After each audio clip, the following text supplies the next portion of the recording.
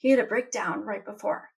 And you never would have known it because we taught them so well to wipe their eyes, put a smile on your face, and act like there's nothing wrong. And that's what he did. He wiped his eyes, he put a smile on his face, and he saluted his dad as he started the police procession. A 17-year-old shouldn't have to do that. Welcome to the First Responder Wellness Podcast. This is episode number 67. Thanks so much for joining me today. My name is Conrad Weaver. I'm your host for the show, and I'm the director of the PTSD 911 documentary. We referenced that a couple times in this episode. And my goal is to bring you content that will help improve your life. Hey, just a quick reminder that our very first Responder Wellness Podcast Live is coming up this coming Friday, January 31st. We start at 12 p.m. Eastern Time, that's noon, and Dr. Phil Bequee will be on the show, and you'll get a chance to ask him questions. The link to register is in the show notes below. It's free. Hey, we all like free, right? So get yourself and your team signed up. The show will last only about an hour and will be only available if you sign up. And I look forward to seeing you on the Zoom call. And now, back to our regularly scheduled programming. Christy Lister is a volunteer for First Help, which is a foundation offering training and support for the families and departments that have suffered a suicide. Christy shares her personal journey as a widow of a police officer who died by suicide. She discusses the gradual changes she observed in her husband during his 25-year career in law enforcement, the impact of his mental health struggles on their family, and she talks about the lack of adequate support systems for first responders and their families. So in addition to her volunteer work with First Help, Christy is also the host of the Beyond the First Response podcast, which focuses on bringing first responders, families, and mindset together for serious and humorous conversations on mental health. So let's dive in. Here's my conversation with Christy Lister. Well, Christy, welcome to the First Responder Wellness Podcast. Thanks for joining me today. Oh, thank you for having me. So for our audience's sake, tell us about you. Sure. I'm Christy Lister. I am a former wife of a police officer who was serving 25 years on the force, who took his life on Father's Day in 2019. Wow. Well, I'm sorry for your loss. Thank you. Tell me about your husband. He was really amazing at first. And that sounds terrible, I know. But I met him when he was just a year on. So on the force, and I unknowingly watched him slowly dissipate and lose himself in not processing correctly. Mm-hmm. And he was on SWAT. He was their number one sniper. You know, everything he did or tried for, he achieved. But he never wanted to go past just being patrol. And I'm not saying just being, I don't want it to come out that way. He never wanted to move up the ladder. And I never understood that because he was a perfectionist and he liked to have order. But then came unhealthy coping mechanisms, came stress into the marriage and the family. And we have 3 kids. And ultimately that ended up causing divorce. About actually 10 years before he passed. So I watched him even farther away, and he never wanted to spend time with the kids. He wanted to, but he did only in short spurts, because I now understand that he didn't want them to see him feel the way he felt about himself. So was he in law enforcement when you guys met? Yes. Yeah. A year on. It was always his dream. Okay. Yeah. It's funny because he said, I wanted to be a cop. And he's like, well, we both can't be cops. We'll end up divorced. It did it anyway. That's ironic, right? Right. Yeah. So how long was it in his career? You met him a year in. How long was it before you started seeing some signs and symptoms like, something's not quite right? Yeah. So looking back, when you're in that moment, you don't see it. You can blame everything. It's normal, right? Exactly. The behavior you're seeing is normal. Yeah. Yeah, exactly. It's expected that people change as we get older anyway. But after he passed away, I looked back at 25 years and I realized, I'm like, wow, he started leaving about year 5 on the job. And it really stuck with me that year 5. And as I started really digging into everything that happened, or why I miss signs, why we all miss signs, and how we can change, that pattern in that conversation, I realized year 5 is very often the number that their emotions, that the job, the hype of the job goes away, and they remove their emotions, and it's exhausting bringing your emotions back to come home, and then leaving your emotions at home to go to work. That takes a toll. And if you don't process, so year 5, he just slowly started going and going. So we were married What do you for mean 15 by that? years. What do you mean by going and going? He'd come home, sit on the couch, not say anything, or not come home, or get on his bike, doing what you think is a decompressing, but he never really was. And he stopped talking. He would get easily angered. He'd get frustrated with the kids, didn't want to discipline the kids a lot. It was my job, apparently. It's like it was very difficult for him to engage with people that he cared about. What was going on in your life? How was that affecting you? Oh, I blamed myself. I thought it was the kids and I. And in fact, so that the listeners can understand the effects that it has on your family when you don't have the proper skills and tools to maneuver these emotions and everything. I never told anybody except for my counselor that one night Ken went to work. He was on midnights. He left for work. And I was realizing that I was so tired of waking up every morning. And I was so sick of that semi in front of me not stopping, or, the car behind me not actually stopping, that I went into I put the kids to bed, went into the closet, pulled out the gun, and had it in my mouth. But I realized something in me is like, this is not what I need to be doing. My kids need me. And it still took me many years, and obviously more years even after, to realize the effects of what was happening. And I didn't realize that till after he died. Not that that's a gift, but you got to find the positive in something like this, because deep down I realized I always knew subconsciously that when the chief came to the door, it would be because Ken died by suicide, not in the line of duty. And that day, I'm like, wow. It kind of ruminated in my head. I'm like, wow, that's why they're here. What was done for you early on? Was there any communication from the department? Was there any kind of family, like here's how we can help you as a family in the police world? Was there anything like that? Sort of. Now the chief came, the chief, 2 detectives from the city that I live in, a retired liaison from the department, Downers Grove, Illinois, the department that he worked in, came, along with the chaplain, of course. And then the liaison said something when I was finally allowing them to come into the house, because I had to wake up the kids and get them, in a spot that they knew something was wrong, and then allow them in. But he mentioned, he goes, Christy, we tried to help Ken. And I'm like, what do you mean? And that's when I started digging and learning a lot more.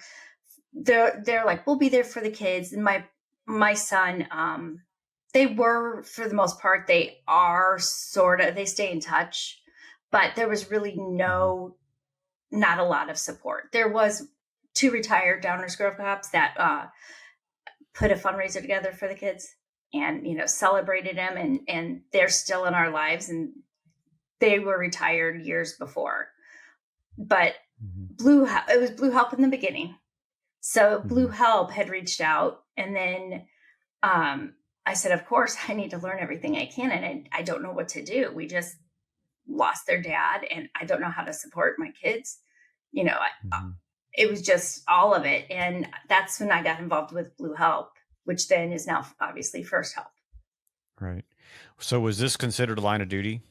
Absolutely not. No. Nope. No. Hmm. And I've had many conversations with police officers that have made comments to me that often that want that single car accident while on duty that takes their lives. That is really suicide. Hmm. But it's not a line of duty death. It's not considered a line of duty death. I know we're working on that. But they can blame they can blame things going on at home. They can blame things going on in, whatever personal aspect. But the reality is, it's each and every call that adds up and adds up. And if you don't process it, you can't function. Mm-hmm. And you're trained to remove your emotions. That's a gift in training. The problem is you stop bringing it back and stop talking. Because those first 5 years, Ken was really telling me, about some of the calls, and we would talk about it. And then all of a sudden it just kind of stopped. Mm-hmm. What do you think needs to be done for families in those first 5 years as you described them? I think that there needs to be peer support for family. There needs to be training quarterly for family.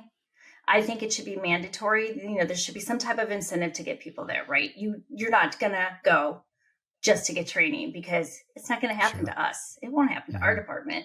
Our families are tight, but you start having children, you start, you're longer on. There's the gifts of giving them tools in the beginning and then teaching them to practice using them in a support group that is understanding of what is going on in your four walls or what is not going on in your four walls will tremendously help your department. And you can use the EABs, of course, but nobody wants to do that. Mm-hmm. And I don't know if you have seen my film or not, PTSD 911, Yes. but in the film, I have Dr. T down in Texas, and she's a therapist, worked with first responders exclusively. And he makes a comment that, if we just teach them these tools, if we give them these tools early on, they're smart people. First responders are smart people, and they'll take these tools and they'll use them. Just like when you train a cop how to use his weapon or how to use a nightstick or how to use the radio, any of the tools that they use, they learn how to use them. And if you give them the tools to take care of their mental health, they're going to learn how to use those. Yep. But so often that doesn't happen. No. When they're at the academy, there's it's a chapter at most of mental health. They breeze over it. They're more concerned about training tactics, which they should be, of course, but tactics and mental health are equally important. Absolutely. And it's, you got to have that mental defense and know when you have to take a breath or walk away for just a moment to be able to move on. And beyond the first response, we talk about that. We actually interviewed a couple of the first responders that were on your movie, and it was very, it hits home. It's scary. Sure. Yeah. Yeah. And I think too, just thinking of the families, I think those are some resources and tools that need to be taught to the families too, early on. Yes. So that, because you want to, as we know, divorce rates among first responders are astronomical, way above the national average. I think in the fire world, I think it's 75%. And so if we can create, if there's an organization, if there's someone who can create this curriculum, this teaching thing for families, let's work on keeping families together. Absolutely. Because we know when families are together, they're stronger. They have stronger communities. Everything's better when families stay together. And I try and I work on that. I'm like, how can we make this happen? How can we get the departments to see the value? I go in one of our local departments and talk to their new hires. It's only, they're not only getting me for an hour, but I have that straight conversation on what it feels like and what it did to our family and what you can do to start practicing healthy tools and provide your family tools and have conversations with your kids, regardless of their age, and age appropriate ways to let them know that it's okay to not be okay. It's okay to have a vulnerable conversation because that's strength. And some of them, are lateral transfers. Some of them are already coming out of the military. So they don't often speak, but the newer ones that have not had the experience of either, they are open to that concept, as they should be. It's not a hard conversation to have. And you find out that there's so many that are struggle with that, or there's so many families that are in the same situation as you are. And all of us bring our past with us, right? Wherever Yes. we go. And I know in the work I've done, so many first responders, have those higher ACEs scores that they come in with. If only we could identify those early on and say, hey, this is something you need to deal with, or it's going to show its ugly head, Right. later on. But with those high scores, they already know that. Right. Right. And yet they're passing the psychological tests with nothing to follow up with. So Ken had a breakdown and was put on administrative leave for 4 months that we didn't even know about. He didn't tell the kids or I. He just went about his life like everything was normal. Come to find out, when he went back, he was fit for duty again, past whatever small guidelines there are. He went right back into the same thing. No tools to process, right back into whatever it was that he left. And that's not good in any job environment. But then add the stress of, I'm stuck here. I have kids to raise. I hate this. This is all I know. And it's not that they hate the job. They hate how they feel. And that numbness of not feeling anymore is horrific. Yeah. And then these days, with the culture wars and the, defund the police. And I know he passed before all of this, but, think of law enforcement today, they're facing all that opposition now on top of that. Yeah. And what do you do with that? Who do you talk to? How do you handle that? Each and every day you go out there, you get in the squad car. And if you aren't partnered up with anybody, you're in that squad car alone, not knowing who you're going to run into or what the call is going to be. I mean, you get the general idea, but how quickly things change when you roll up. There's some departments doing a really good job on debriefing. I think debriefing should be required all the time. Unfortunately, if they do it, it's voluntary. And who's going to volunteer to go sit there and talk about their feelings, especially after a call with a child? You don't want to. And I'm looking at the whole picture, and the debriefings need to include those 911, dispatchers. Oh, 100%.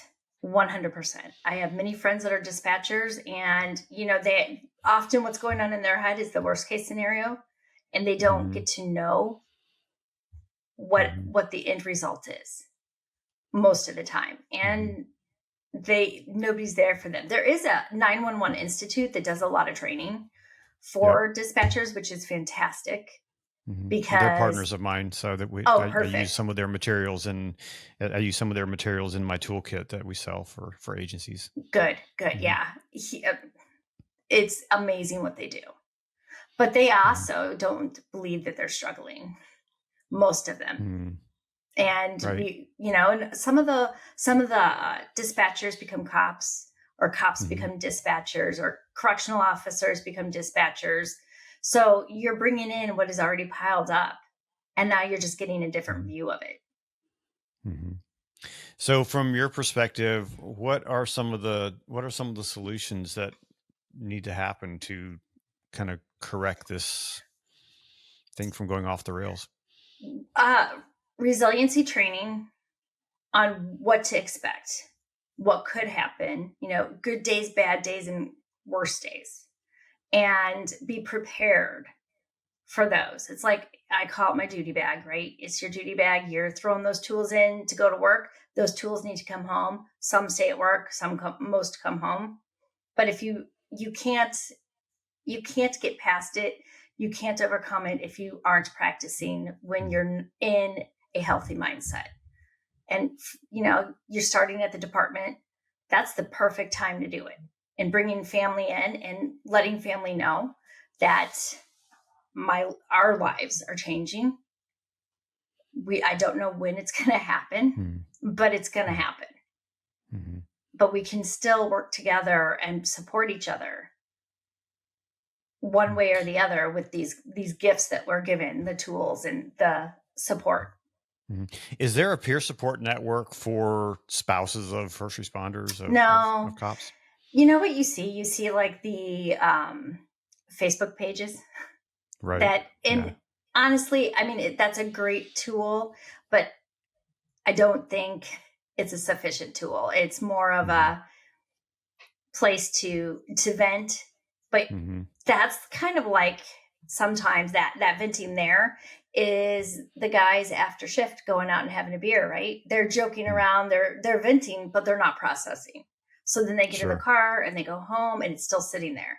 It's the same concept for something like that. It really needs to be a group that is run by a professional, somebody who's been trained in it, to sit there and start the support right away, whether you like it or not. Again, those incentives, you have health incentives, healthcare incentives by going in and doing their yearly testing, through work.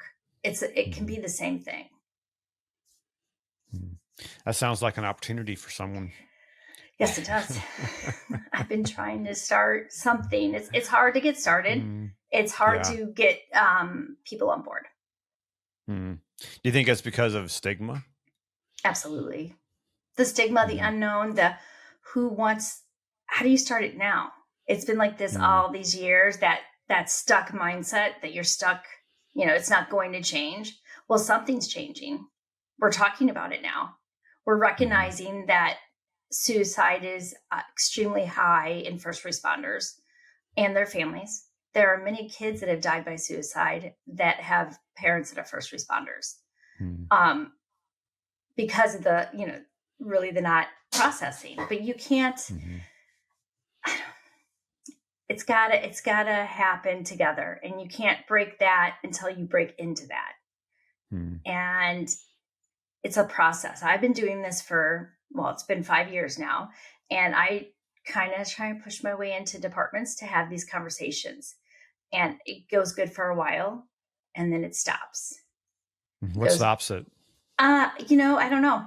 I'm trying to figure that out. I think they get to a point that, we're going to move on. We don't need this. We did our job. We heard the conversation. We can utilize it, but they don't utilize it. They move on. And it's often the peer support groups will have me come in and talk, but they don't utilize it. It's like, hey, thanks. We did this, Chief. It's one, in marketing, they tell you that, someone needs to have at least a minimum of 3 touch points in order to actually look at a product and, maybe make steps to buying that product. And so it's one of those things that the messaging has to be continuous, you have to hear it over and over again for it really to sink in. Yeah, very true. And that's a good point. This will be a good example of that. I'm not going to disclose names, obviously, but there's a department here that I would run into the deputy chief everywhere. And like, hey, when are you going to come to one of our trainings? Hey, when are you going to come to one of our trainings? Oh, we don't need that. We're good.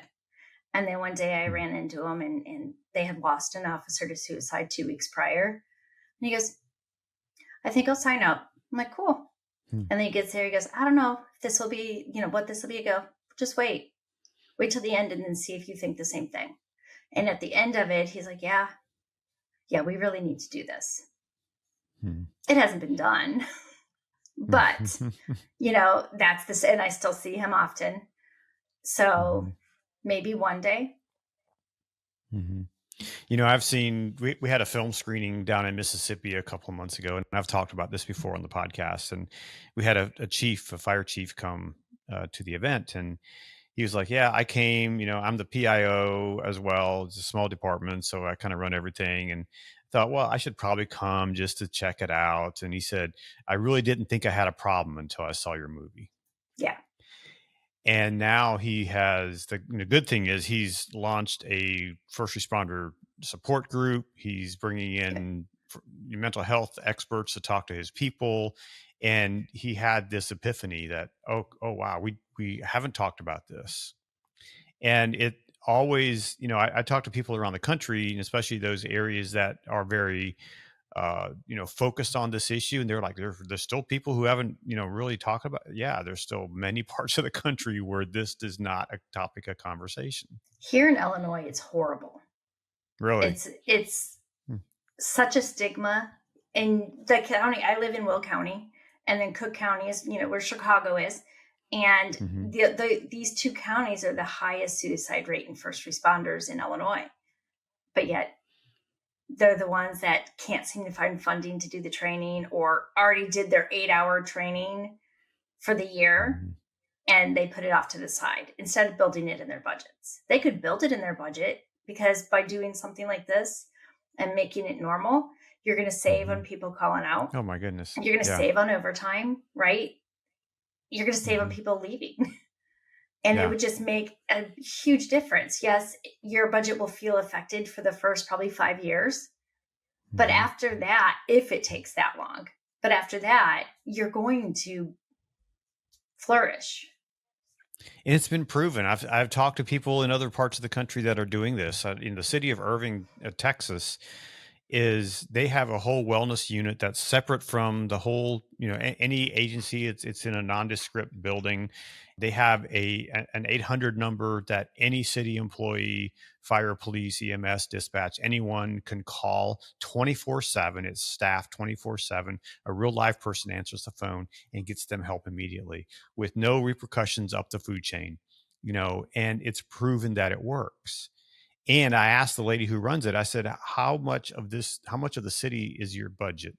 She's like, oh my goodness, it's like 0.00001%. It's a very tiny amount that makes a huge, massive difference in everyone in the first responder world. It does. And you say that, and that just kind of prompted a thought. So here in the Joliet area where I live, the fire department has come up with a mental health service for the community that they're working with the city on. I'm like, this is great for the community, but what about the first responder community? Right. Because now you're going out specifically on these calls that you haven't processed what you're doing with yourself, and you can't help others if you haven't helped yourself. And how many of those responders are just as perhaps unhealthy as the people they're responding to? Exactly. I can imagine getting back in the car or getting back in the truck going, yeah, well, I helped them, so I feel better right now. Because again, it's like that quick fix, right? That's why that's why alcoholism comes around, and cheating, drugs, gambling, the unhealthy coping mechanisms, because it's that quick fix. You feel alive, and then it's gone. And unfortunately, they don't recognize it as that in themselves. So let's talk to those first responders who are out there, who have spouses, they have significant others. What would you want them to know for their significant other? I would want them to know that start working on these tools of resiliency, of ways to decompress and open the conversation with yourself, with your kids each and every day. Make it a normal routine in your family. And when you get to that call that just sticks with you, it'll be so much easier to go home. And you can't blame one or the other. You as a family member, you go to work or you're raising your family, you got that. But nobody ever wants to talk about, you're not supposed to bring work home and home to work, right? But that splits you. Don't let it split you. Don't let the fear of what can happen out on the street on the job make you unsure about your safety or their safety, because it can happen anytime. It's more likely to happen when it's your job. But have the conversation up front. If we would have had the tools that I know now, if Ken would have had those, I can't say that we would have stayed married based on what happened in the marriage, but he could be happy and healthy and here for his kids. Because the hardest thing to have to do is to sit your kids down on the couch and let them know that dad made a mistake and he can't take it back. And it didn't have to be this way had we only understood. Mm-hmm. And you can understand well before you're on the side of that conversation. Hmm. And unfortunately, it's inevitable that we're going to see more of more suicides. We can't stop everyone. We Right. can't eliminate them. We can't make it zero. Right. That's just not feasible. It's So impossible. what would you say to those first responder spouses, significant others who have experienced suicide? I know that it feels like the most lonely place, and you need to get into counseling immediately if you have not. Counseling has saved me, has saved my children, has saved numerous other first responders and families that I've seen. And don't blame yourself. It wasn't you. You cannot control what somebody else does, unfortunately. We can't save them, but you can save you and give them the gift of having a voice for them by making sure that you're taking care of yourself. Grief is something that everybody goes through. It's different for everybody. It will always be there. It doesn't go away, but that doesn't mean that you're meant to be unhappy. It means that grief is just that reminder that you're honoring somebody, you're honoring yourself, and you're still here to have your family with you. Mm. I'm sure it's a challenge every day for a lot of folks like you who have gone through this. And so how do you do it? I don't give myself any other option. Because just because we were divorced didn't mean I didn't care, obviously, Sure. right? That just means that there was things in that relationship that weren't healthy. And it was better for us, for me, to remove myself from that situation. But advocating, I didn't know this stuff then. I thought it was the kids and I that was causing him, that us being around just made him miserable. And because it felt that way.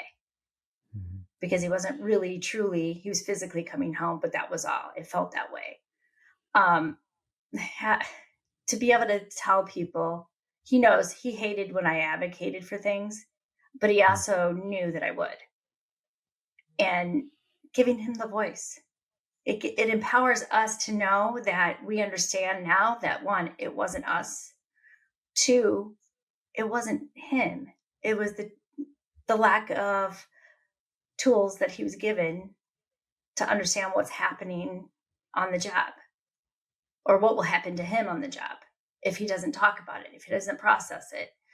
And we're able to do that. I see changes every day. When I have conversations, I see changes in people that I'm around, first responders that I'm around. It's amazing. The ones that work the tools every day. It's hard to change, and it's hard to wake up sometimes and think, oh, he'll pick the kids up today, or whatever it is. Well, that's not going to happen. Nothing we can do. Or, when my kids graduated high school, college, wasn't there. Those are going to be moments in time that it's going to hurt. But that hurt is because you care. And that you wish that they could see that, what amazing gifts we were given with these 3 kids, and see how far they have come. So we have the conversation, be vulnerable, show your kids the strength of vulnerability. If you have a bad day at work, it was a bad day. I had to deal with a call with a little kid that was your age, or something like that. You don't have to give them gory details. That's all they want to know, that it's not them. That give me 20 minutes to decompress, and I will come back to you and make that normal every day. So tell me about your experience and what Blue Help, now First Help, did for you guys. It woke me up for the reality that we're not alone in the struggles of being left behind. because you're being essentially, when families tend to feel left behind, when the first responder is struggling, when you have that person totally disconnected, you feel it's you. What did I do? You feel lost. You feel alone. Your four walls are the loneliest place you could be. Yet you don't go out because you don't want people to see you struggle with how lonely or scared you are, or misunderstanding of what your life is for yourself.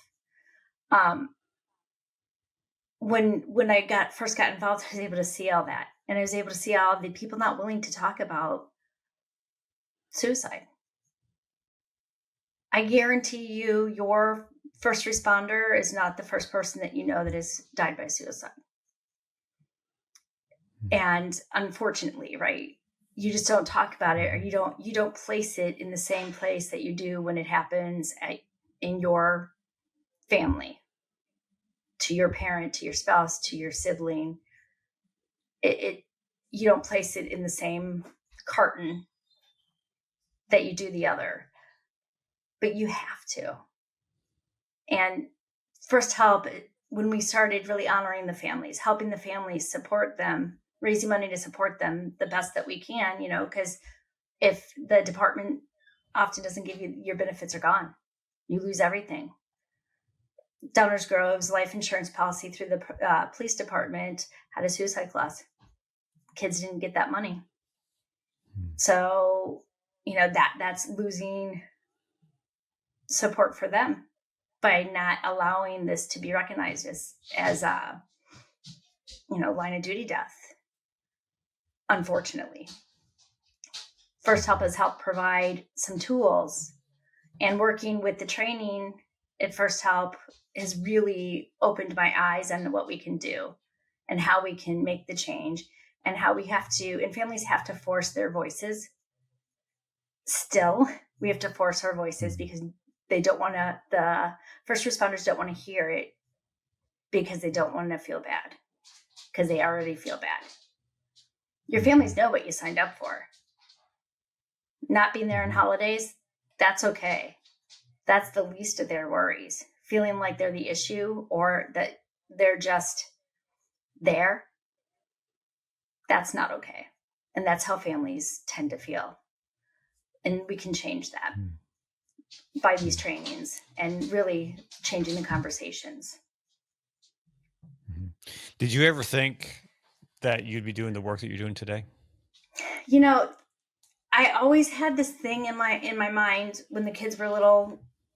I needed to do something for mental health with kids, and I never understood why. I could see the struggles. Then I'm like, well, yeah, because I'm their mom. Of course they're struggling. But at the end of the day, I realized the struggles weren't theirs. It was what they were seeing and not understanding. But really, I think I had not really picked up that conversation then. One, because I didn't know how, but two, because it wasn't meant for the kids. It was meant for what was coming in life that I didn't see coming. And you don't see it when you have, somebody, whether your friends, coworkers, you don't see their struggles, because you can justify everything. Bad day, bad relationship, you can justify it. You see it in people you don't know. You see it in people that are just walking down the street, and you can see how lost they are. I remember last year I was, or actually earlier this year, I was at FDIC, the firefighter convention, 36,000 firefighters in Indianapolis. And I could see it in people's eyes as they're walking by. There is nothing more horrific than recognizing how empty someone is in that moment, or how lost. I look back, there's one picture of Ken, and I still have it. Two of the kids' heads were turned. He took a selfie of them at their Father's Day breakfast. His eyes, he knew then. His eyes were, he looked at peace, which is really painful. He looked at peace. He looked like when we first met. So, wow. You don't want to have to, you don't have to get that to that point. It's not even you don't want to Yeah. have to. You don't have to. Not in today's world. There's so many options for you. And all you have to do is pick up the phone, text somebody. 988 is out there. And I know first responders don't want to call the text lines, the crisis lines, but there are an amazing amount of counselors that understand the first responder world, the mindset, and that have made a difference in many first responders. I don't know the number, but I know Copline is one that's available for law enforcement. Yeah, I don't know the number offhand. I should have It's an 800 number. In fact, I'll put it on the screen and I'll put it in the show notes so that people can access that if they need it. So, but I promote the 988 number every podcast at the end of the show. I always promote that at the end of the film. It's in the closing thing at the end of the film, and so I think that's something that is a valuable tool for people to use.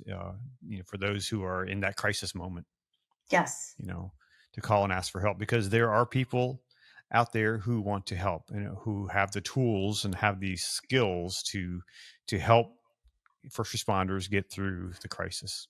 Absolutely. And NAMI has some programs too. They're doing some first responder programs now. I cannot think of the name of it offhand, but they are starting to, and they're all over the country. Yep. So those are NAMI was one tools. of our sponsors for the film. So yeah, they have some great resources. I sit on an advisory board here, so it's important. Get involved and just, if you don't like that first counselor, you don't like, maybe even if you're in crisis, it's going to be harder to see. That's why we do this prior to being in crisis, because then we recognize when we get to that point that we need to take a step back and seek help. But if you don't like that first counselor, it's kind of like dating. Sometimes they say you might have to go through 3 or 4 to find the one that's a perfect fit for you. Don't be afraid to interview them and start it again before you're in crisis, because you won't be able to work through it and believe that they're truly there for you when you are in the heat of that moment. What's one thing that a spouse of a first responder can do? What's the first step they can do if they see not only their spouse maybe dealing with some stuff, or perhaps themselves? What's the first step? Recognizing if you feel something is off, just ever so slightly. That you or your spouse is a little bit happier, a little bit sadder, just there, and it doesn't feel right, go with your gut, because your gut is correct. Talk about it with them. I'm concerned. They're going to get up and be like, whatever, this isn't, whatever, I'm fine. That reaction tells you that that's not true.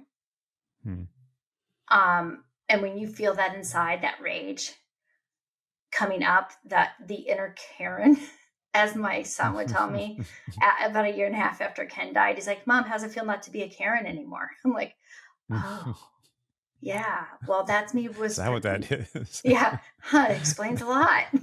But it's you think you're protecting yourself. It's your walls that are up. Don't be afraid to put your wall down, even if it's just practicing a little bit. But you recognize it. Seek help. Call somebody. If the department has a peer support group and you know somebody on that peer support group as a spouse, contact one of those peer support people. Because your spouse isn't going to be able to in that moment. Contact them. They cannot sit there and turn around and go and, up the ladder. They can't do that. But I wish I would have known that. There was a couple times that, right before Ken and I got divorced, we had a camper and he had come home and he had, we'd gotten in an argument. He left the kids and I there, came home and destroyed the house.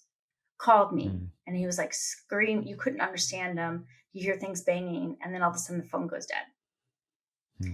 Like, what do I do? I'm an 1.5 hours away. I called a officer for the local department and asked him to go do a well-being check offline for me, because I didn't know what else to do. Because I knew that if I would have called, or I at that time felt that if I would have called, it would have ruined his job. And I didn't. Those were all signs then. It wasn't because of what was going on in our relationship. It was because what was going on inside him. And thankfully at that moment, nothing had happened. He was gone when this officer got here. But the fear of that, if you don't start having that conversation, the fear of suicide or murder suicide, that happens so frequently because of that final break in that person, that fear will weigh on you.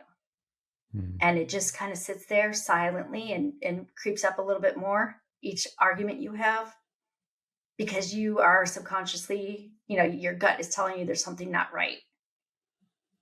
That get that taken care of right away, because that's going to save your marriage, potentially save their life, your life.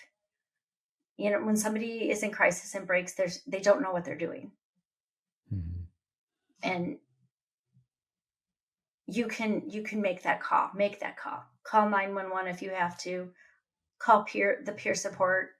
That's where this family peer support would be great. They can contact a family member. That family member can contact somebody from the peer support for the first responder, and you work together. It's not it's not tug of war. Let's bring that fractured person back together as a whole and have both the front and back for their protection and for yours. And for the community. I've often said that I'd rather have a difficult conversation with someone and make them mad at me than have to go speak at their funeral. Yes. You do not want to have to stand up there for 8 hours being reminded how great somebody was when you just couldn't see that they needed help. And watch all the faces. My middle son, at the time that Ken passed away, he was doing the Police Explorers. So he was doing that to try and connect with his dad. And he walked the police procession. He led the police procession. I went and got, for their little badges on their shirts, the black bars. They all had their black bars on their shirts. And he saluted his dad as he walked by. I found out a couple of years later that he had a total breakdown. Sorry, it gets me emotional for this one because I didn't know it. He had a breakdown right before, and you never would have known it because we taught them so well to wipe their eyes, put a smile on your face, and act like there's nothing wrong. And that's what he did. He wiped his eyes, he put a smile on his face, and he saluted his dad as he started the police procession. A 17-year-old shouldn't have to do that. Wow. Yeah. Yeah. My kids are strong. Yeah. Well, it sounds like you have had the right people in your life that can help support you along the way and get you to a place where you're now helping others. Yeah. And how important is that to you to give back and to help others as to where you've been? It means everything. Because, you put the same shoes on or similar shoes, but you don't wear them the same. You don't have people that don't understand. They're not going to be able to support you. They're going to try, but they don't know what to say. They don't know what to do. And having that, and somebody sitting there understanding, and often sometimes just sitting there with somebody as they're going through this is all they need. But give yourself grace, give them grace, but have that group. Without a handful of people that have been here since that day, I would not be able to raise my kids. I would not be able to be where I am today. And it fills my cup because I'm able to guide people to what they can do for themselves and how you can get through this and how you can make a difference in yourself and others. I think it's a gift to be able to weep with those who weep and to offer that support. I think that's a true gift to be able to do that. And it sounds like you're doing that. Yeah. So, so, on a lighter note, tell us about your podcast and what you guys are doing with your show.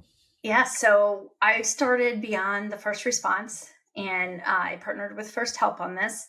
And we have conversation on changing the conversation and overcoming, and we bring in family members, we bring in first responders and professionals, counselors, doctors, and really have that conversation, what it looks like from all realms, and how you can change it.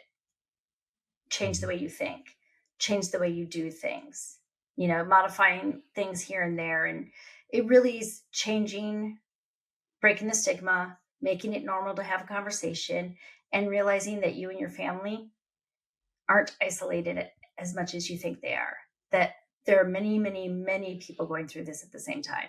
So you're not alone. And the first responders that listen can realize that their family understands more than what they believe they understand, or what they want to know they understand. And those are gifts that we would not be able to give if the unfortunate tragedy of suicide didn't happen to us. But because of that, it's always find something positive. Make a difference. Make a difference in honor of that person. And we're able to do that. So where can they find the show? They can find it on any of wherever you listen to podcasts. Click on it, enjoy our conversations. And if you guys ever want to come on, reach out, let me know. I'm happy to have you on. I'll be sure to put the show notes or the link in the show notes. Thank you for this episode. Christy, it's been a great conversation. Thank you for your time. Thank you for your works of service that you're doing for the first responder community. So, thank you for doing what you've done for us at First Help as well, and being there and supporting, and the PTSD 911 that woke so many people up to the reality of what is truly going on inside. And without that, and I know you had mentioned that wasn't what you really started to do, if I remember correctly, that wasn't the line you were going when you started doing your documentary, but that's where it ended, because that's what needed to be spoken. And that's the great thing about the documentaries that you do. It's what needed to be spoken that you don't see because nobody's talking about it. And you gave those voices. Yep. And without somebody like you, we wouldn't be having this conversation today. So thank you very much. Well, it's my privilege and my honor to do the work that I'm doing. And I'm going to ride this as long as I can and try to make a difference in the lives of our first responders from around the country, because, our community is served by first responders. Absolutely. In fact, just a week ago, I had first responders show up for me and had a little thing going on, and 6 firefighters showed up in my room, and I was fine. Thankfully. Then, but it was one of those things that I hope those first responders are healthy and well, and we need to do everything we can to help them be all they can be so that they can continue to serve their communities. So, amen to that. So thank you for being on the program, and we will get this out there and let people know where they can find you, and obviously find First Help as well if they need that help. So, thank you, Conrad. I appreciate it. Thanks, Christy, for being on the show today. I really appreciate your candid insights into the situation that you went through some years ago. I really appreciate what you're doing now to help others. Hey, be sure to check out the links to her website and to her show in the show notes below. Don't forget to subscribe and to share this podcast with your tribe, especially if you really enjoy it. And if it really has sparked something in you, leave a review. That really helps us and lets us know what you like and what you don't like. So I really appreciate that. And don't forget that you are not alone. And if you need someone to talk to and don't know where you can turn, you can dial 988 for help. Until next time, be well, take care of yourself and those around you, and go out and do something great in the world.